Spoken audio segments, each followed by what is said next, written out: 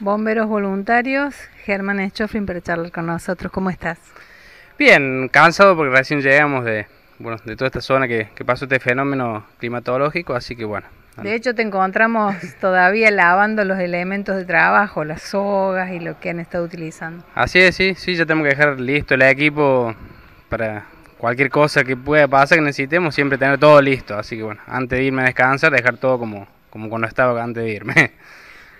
Los convocaron en la jornada del domingo al mediodía. Sí, pasado el mediodía, nos convocan de urgencia para la zona de Río Ceballos. Que nos tenemos que presentar ahí con carácter de urgencia, llevar equipo para traccionar árboles y todo lo que es rescate acuático. Así bueno, juntamos los materiales con los que contamos y partimos para aquella zona. ¿Quién te acompaña? Fuimos con el bombero Daniel Beltramo, nosotros dos desde Oncativo. No pudimos llegar hasta la zona de Río Ceballos donde nos íbamos a reagrupar porque el agua cortó la calzada a la altura de Mendiolaza, justo cuando estábamos transitando para ir hacia el lugar. Cuando quisimos retroceder para ir hacia otra ruta, estamos justo en el pico de la crecida, que fue a las 4 de la tarde aproximadamente. Nos corta el paso por detrás y quedamos encerrados en un tramo aproximadamente 1 kilómetro. En ese tramo había un barrio de Mendiolaza, creo que se llamaba El Cigarral, que da contra el arroyo. Estaba completamente inundado, el agua hasta la altura del techo, y gente que estaba sobre los techos con bebé, que habían hecho carpas, un panorama medio desolador. Y bueno, los gritos de auxilio, pero no se escuchaban porque la corriente que pasaba entre las rutas y donde estaban esas casas era estruendoso, no se podía establecer una comunicación, no se escuchaba la fuerza con la que pasaba el agua, era increíble. De hecho que a 400, 500 metros de ahí cortó el paso del agua, cortó la ruta, la desapareció. Así bueno, rápido montamos un operativo de rescate para llegar hacia el lugar. Así bueno, con una soga de seguridad, que justo la que me viste que estaba lavando, me puse todo el equipo correspondiente de seguridad. Y bueno, en medio de la correntada calculé la velocidad que llevaba y por la distancia me alejé y bueno, cruceamos nadando hasta que pude llegar a uno de los techos de las casas. Un peligro latente, ¿no? Sí, la verdad que era muy peligroso, tenía mucha velocidad el cauce, pero bueno, el pedido de la gente no podía hacer oído sordo. Así mismo dijimos, bueno, por el peligro que presentaba, dijimos que lo íbamos a hacer en un solo intento.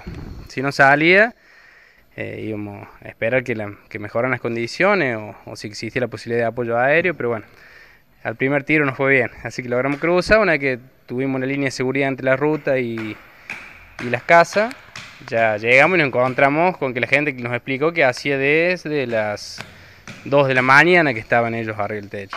Entonces bueno, era entendible, más de 12 horas arriba de los techos, con bebés, sin ropa seca, sin comer, sin nada. Así que bueno, lo primero que hicimos fue tratar de llevar comida, leche caliente, mamadera de gente que quedó atrapada, turistas. Nos prestaron su ropa porque nosotros no fuimos preparados para esa situación en ese momento. Entonces tuvimos que improvisar los 3 cuarteles de la regional que quedamos encerrados en ese sector, que era Colazo, Oliva y Oncativo. Así bueno, improvisamos, la gente colaboró, le llevamos ropa, le llevamos abrigo, había madres que nos dieron su mamadera, nos prepararon leche, estabilizamos los menores y cuando bueno, creímos conveniente sacar a la gente de ese lugar, montamos todo el operativo con cuerda y uno a uno fuimos sacando la gente de ese lugar. Que para que tengas una idea, era un barrio que entre la ruta y el río, 2 cuadras de fondo, y desde la otra parte del río que dobla hasta donde socava la ruta, que hay un paredón, son 8 manzanas. Así que es un predio de 8 manzanas, de 4x2 de fondo. Y bueno, uno a uno, cuadra por cuadra, techo a techo, íbamos llevando a la gente y pasándola a la ruta, hasta que después pudo pasar gente de defensa civil y llevó a esa gente hacia un salón comunitario que bueno, después fueron asistidos. Pero la tarea nuestra fue sacar a esas personas de ahí. Después ya ¿Cuántas personas aproximadamente? No tendría cuenta porque entre que decidimos cruzar no es el río, sino el cauce que en ese momento tomó el agua. Hasta llegar a las casas no teníamos ni idea ni siquiera de la profundidad que había en ese momento, sino que calculamos entre la ruta y la altura del techo, 2,50 metros de agua y el tramo de la corriente, más que la profundidad. Así que, no sé, 15 minutos que cruzamos, estabilizamos a la gente, y después fue 2 horas y media, 3, desde las 5 de la tarde hasta que ya no hay más claridad, fue pasar gente, pasar gente. Habíamos hecho un arnés rápido, así que los enganchamos por debajo de la axila, los enganchamos en la soga y los remolcamos hasta la ruta, así uno atrás de otro, así, no sé cuánta gente puede haber vivido en esas 8 manzanas. Así bueno. Cuando ya no quedó nadie, después bajo el agua hicimos un rastrillaje y bueno, vimos que un muro de contención que tenía ese arroyo se dio y tumbó todas las viviendas que daban hacia el frente de ese lugar. Por suerte, como había habido una primera crecida de la madrugada, la gente ya se había retirado de esos lugares. Tal vez ya preveían que podía llegar a pasar eso. Y en el momento que nosotros justo pasamos es cuando se rompe el muro de contención, que tumba las viviendas, que está el pico de crecida y que rompe la ruta. Y nosotros ahí en medio con la gente, así que esa fue nuestra tarea en ese lugar. Cuando baja el agua todavía nos faltaba llegar hasta Río Ceballo, que es donde habíamos sido convocados. Llegamos a las 11 de la noche aproximadamente y nos hicimos base en el cuartel y nos recomendaron que no iniciáramos la búsqueda de noche. Ni siquiera yo mismo todavía tenía un panorama de lo que había sucedido, así que de común acuerdo se decidió con la primera luz del día comenzar la búsqueda. Así fue que, bueno, dormimos ahí en el cuartel, con la primera luz del día empezamos el rastrillaje por las márgenes del río. Nos dividimos, había grupos de rescate acuático, gente especialista en cuerda, había grupos de canes, gendarmería, la patrulla del río de Córdoba. Había un grupo muy nutrido de especialistas y empezamos el recorrido del río. Y bueno, con el recorrido del río empezaron a aparecer las distintas sorpresas, cosas que estaban que ya no estaban más, empezar ya a toparnos con autos que habían sido arrastrados con las corrientes, empezar a manejar las nóminas de desaparecidos que había, de donde se sospechaban que estaban y bueno, por ahí uno a uno fuimos encontrando los autos y por ahí estaban esas personas dentro de los autos todavía y otras que habían sido, para que tengan una idea, los autos contra los árboles los aplastaba, los enroscaba y quedaban chiquitos, no sé, 20 centímetros, 30 los aplastaba y bueno, era meterse al río donde estaban en los árboles que estaban enganchados, tratar de llegar y revisar a ver si todavía había personas, si había posibilidad de salvar a alguien o no, y bueno, uno a uno fueron apareciendo los cuerpos en este caso que estaban en el río o las personas que estaban extraviadas fueron apareciendo hasta que bueno, se cumplió con esa nómina, ese precio que había y por eso el resultado final que hubo en el caso de Río Ceballo de 5 muertos y creo que en total fueron 8 en todas las otras zonas afectadas. Y bueno, ya cuando culminamos con esa tarea, todo esto de nació las 2, 3 de la tarde, todo lo que es nuestra tarea ya culminó, que era la búsqueda y rescate. Todo esto ya hace 24 horas que veníamos reginando y bueno, emprendimos la vuelta y acá estamos acomodando todas las cosas de nuevo y preparados para lo que sea.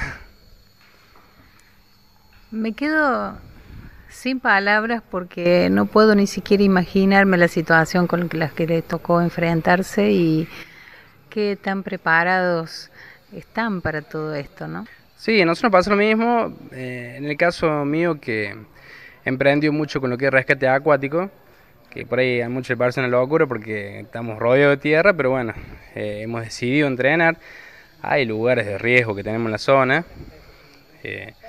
entonces me he mantenido entrenado en eso y bueno, ahora llegó el momento de demostrar y bueno, todo eso rindió fruto, así que lástima o lamentablemente que se tengan que ver en estos casos, pero bueno, por lo menos demostrado estar preparado para la situación, a pesar que por un momento, sinceramente como dije al principio, había situaciones que no me gustaba para nada, o sea, ver un caudal que pasaba a una velocidad que no se contaba en segundos, el ruido que hacía el agua, que no nos podíamos comunicar entre nosotros, no fue fácil tomar la decisión de arrojarse para llegar hasta donde estaba la gente, pero bueno, fue ese segundo que uno hace ese acto de arrojo y bueno, por suerte acá lo estoy contando. Y por suerte contamos en nuestra sociedad con gente como vos, Germán. Sí, gracias también a mis compañeros, que él es el que me hacía seguridad. Yo estaba en el agua, pero de él dependía que yo después saliera bien, mal, tosiendo con agua, no, pero sí dependía de él.